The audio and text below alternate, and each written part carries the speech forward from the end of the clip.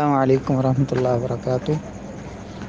خودکشی کرنا یہ کبیرہ گناہوں میں سے ایک گناہ ہے۔ نبی صلی اللہ علیہ وسلم کا فرمان ہے کہ جو خودکشی کرتا ہے، جس انداز میں خودکشی کرتا ہے، اگر وہ زہر پی کر خودکشی کرتا ہے تو وہ مسلسل جہنم میں اسے یہی عذاب دیا جائے گا، اور جو اپنے آپ کو کسی لوہے کے آلے کے ساتھ قتل کرتا ہے تو اس کو جہنم کی آگ میں اسی طرح عذاب دیا جائے گا۔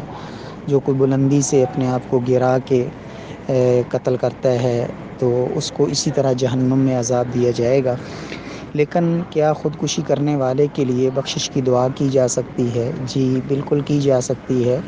اگرچہ نبی صلی اللہ علیہ وسلم نے خود، جب آپ صلی اللہ علیہ وسلم کے پاس ایک ایسے شخص کو لایا گیا ہے، جیسا کہ جامع ترمذی میں حدیث موجود ہے 1068 نمبر، کہ جس نے خودکشی کی تھی، تو نبی صلی اللہ علیہ وسلم نے اس کا جنازہ نہیں پڑھایا۔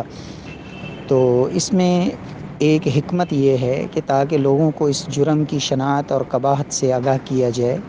تو آج بھی اگر کوئی ایسا صاحب علم، کوئی بڑا شخص، معزز آدمی، کہ جس کا جنازہ نہ پڑھنے سے اگر لوگوں کو عبرت حاصل ہو تو اس کو ایسا کرنا چاہیے، تاکہ لوگوں کو اس سے جو ہے وہ عبرت حاصل ہو اور لوگ اس جرم سے باز آ جائیں۔ لیکن ان کے لیے بخشش کی دعا کرنا یہ شرعاً جائز ہے، اس میں کوئی ممانعت نہیں ہے۔ نبی صلی اللہ علیہ وسلم نے خود جنازہ اگرچہ نہیں پڑھا، لیکن صحابہ کرام کو آپ نے منع نہیں فرمایا۔ اور اسی طرح صحیح مسلم میں ایک واقعہ موجود ہے، 184 نمبر حدیث ہے صحیح مسلم کے اندر، کہ سیدنا طفیل بن عمر دوسی رضی اللہ تعالیٰ عنہ جب مسلمان ہوئے تو ان کے قبیلے کا ایک شخص ان کے ساتھ آیا، ہجرت کی اس نے اور آ کے مسلمان ہوا۔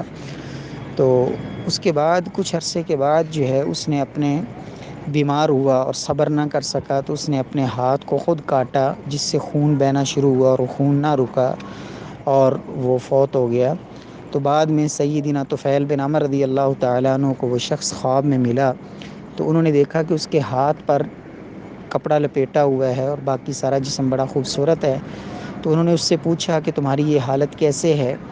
تو اس نے بتایا کہ یہ میں نے خود چونکہ کاٹا تھا، تو اللہ رب العزت نے فرمایا کہ جس چیز کو تو نے خود خراب کیا، جو میں نے تجھے عطا کی تھی، تو اب میں اس کو درست نہیں کروں گا۔ تو نبی صلی اللہ علیہ وسلم کو جب حضرت طفیل رضی اللہ تعالیٰ عنہ نے یہ خواب سنایا، تو آپ صلی اللہ علیہ وسلم نے اس شخص کے لیے بخشش کی دعا کی۔ آپ صلی اللہ علیہ وسلم نے فرمایا اللہم اغفر